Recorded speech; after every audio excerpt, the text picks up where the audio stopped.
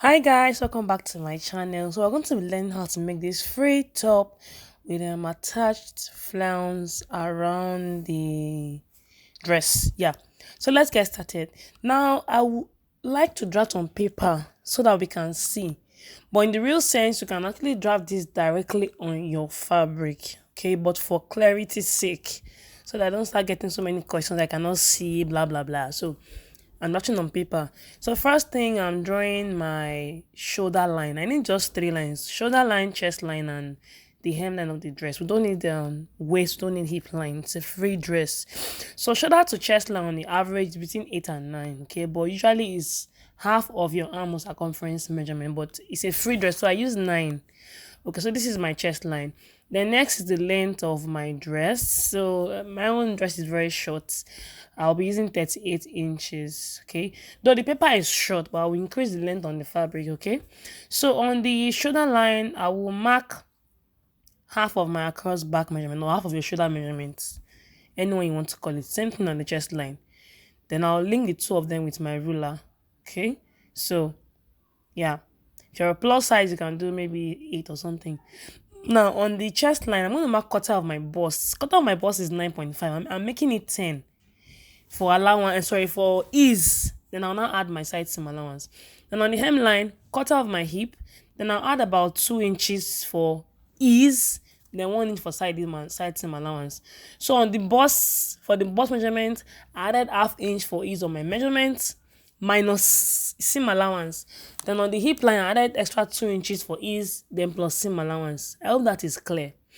Then the neckline is high. Okay, so I did 3.5 inch for neck width. Sorry guys. Yeah, so I did 3.5 inch for the neck width and 4 inch for the neck depth.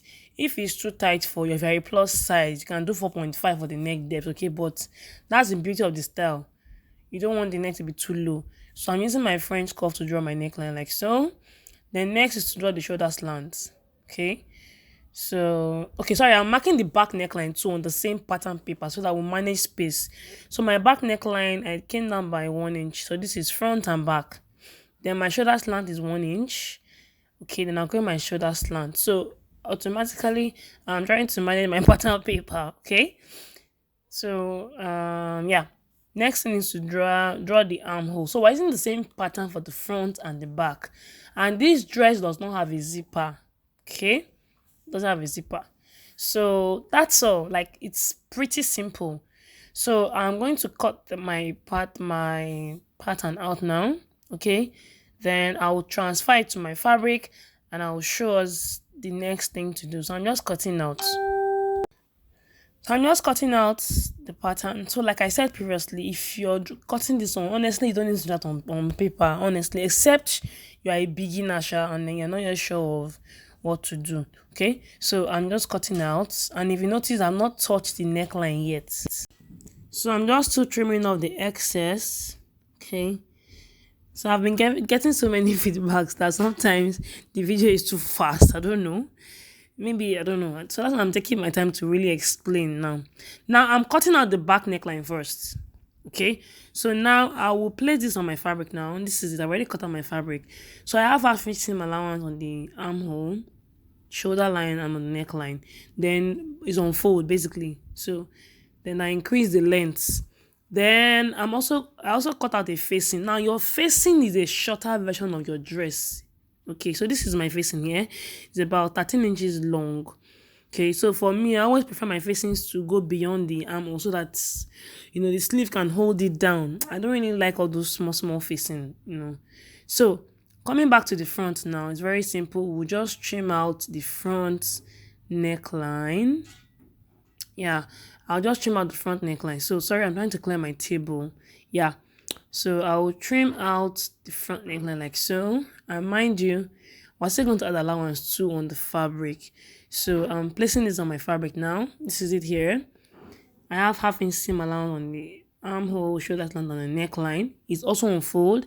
And I increased the length of my dress a bit because the paper was a bit shorter than my length. The paper is about 36 inches.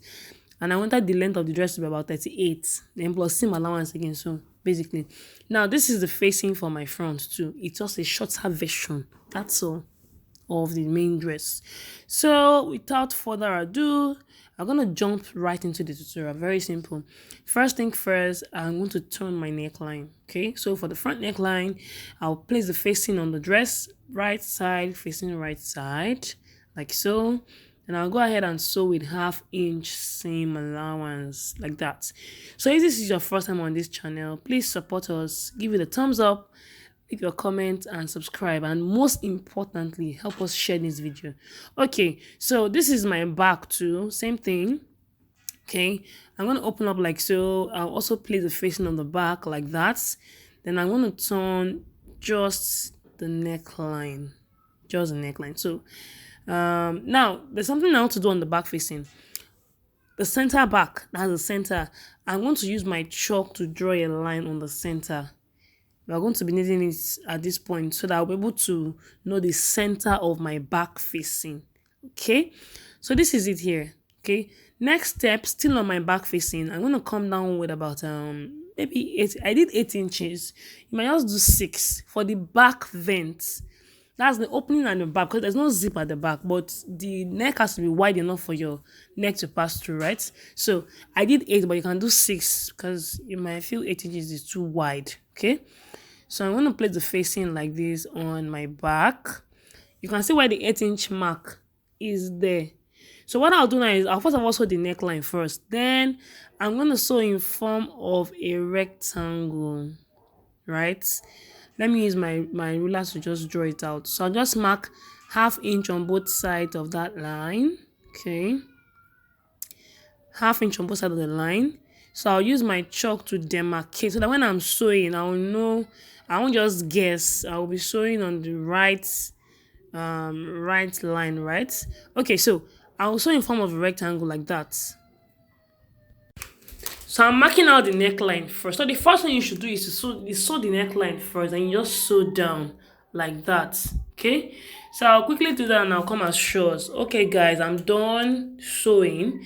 So now I'm going to cut through that middle line, the first line I drew with my chalk before I started marking 1/2 inch on both sides. I'm going to cut through that line and I'll stop at the 8-inch mark. I'm trying to make it very visible. Can you see that line? Okay, so I'll just cut through now. Then I'll also notch my neckline, right? So this is, I'm just trying to show us how I sewed it. Okay, so I'm going to cut through that middle line like I said, like that.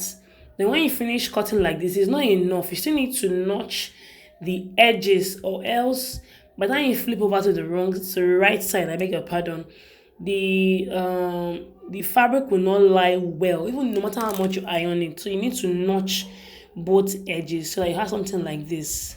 Okay, like that. Then I can now flip it over to the wrong side. What am I saying? Right side, I beg your pardon.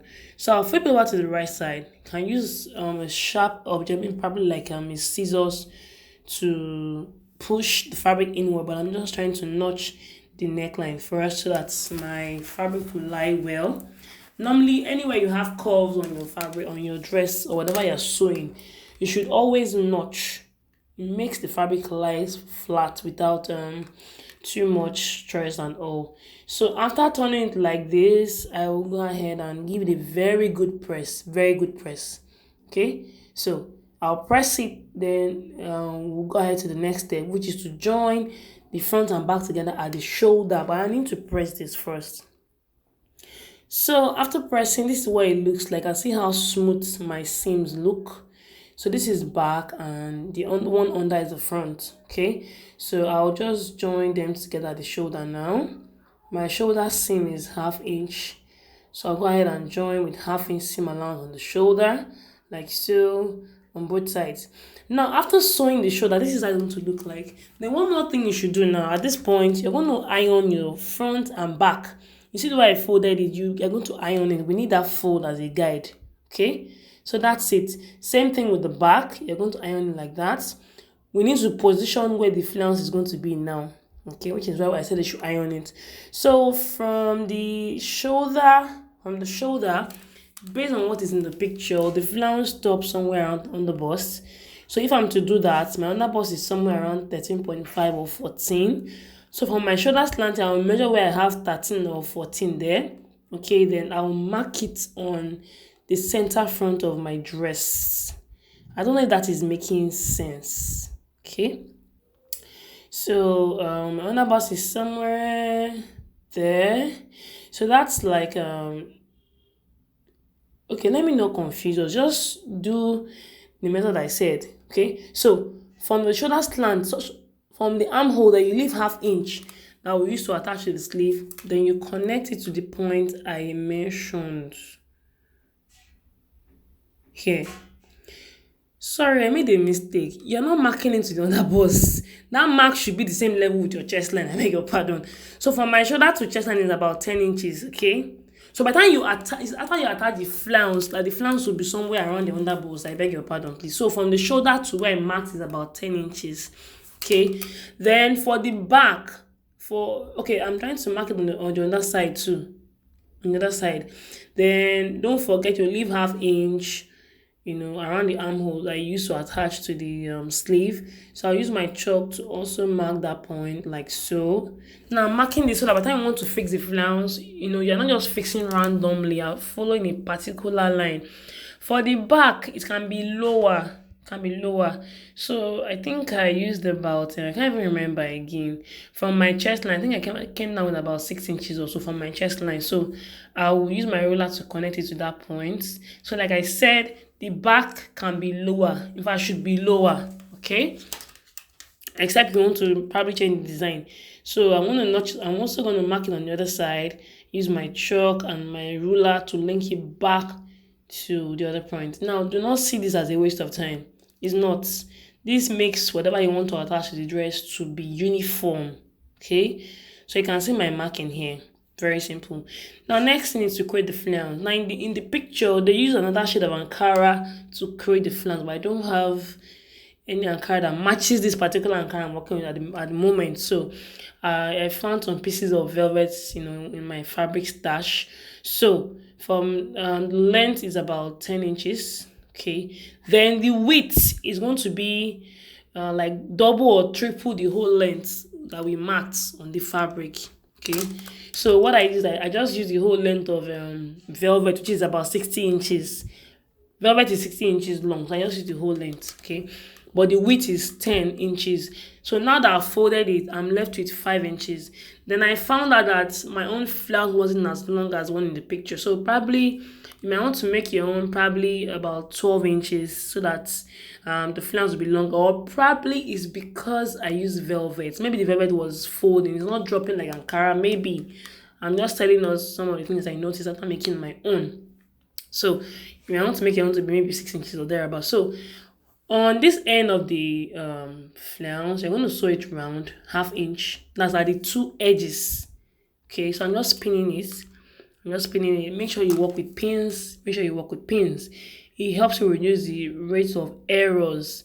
So now we're going to start from the back. So what you just do is, since this is velvet, you just run pleats. If it was Ankara, you can run gathers. So I'll just run this pleat round till I get to the other end, in front, all the way to the back. Basically, nothing serious. So I'll just go ahead and do that. Then for the back vent, nothing serious. That's for the opening and the back. You just, sew 2 long ropes, probably 10 inches long, and then you put it at the back to be able to tie it. Okay guys, so I've attached the flounce and this is what it looks like here. Okay, so next thing is for me to attach my sleeve. And I've done basic sleeve tutorial on this channel, so I can just drop the link in the description box for us to go and watch how to cut a basic sleeve. So the only difference is that this sleeve is short. I think it's about 6 inches after hemming the sleeve opening. Yeah, so I'll just go ahead and attach my sleeve to the armhole of the dress. Then when I do that, I'll sew my side seam, which is 1 inch on both sides. Then I'll do a rolled hem for the lower part of the dress. Okay, so I'll do that and I'll show us the final outcome of the dress. Yeah, and I'll be expecting us to try it out. It's a very simple tutorial, very beautiful. And if you don't want the flounce, you can also the dress normally like that. Okay. So thank you so much for your time. Thank you for your data. Kindly subscribe to our channel and feel free to invite your friends also to join us. Yeah.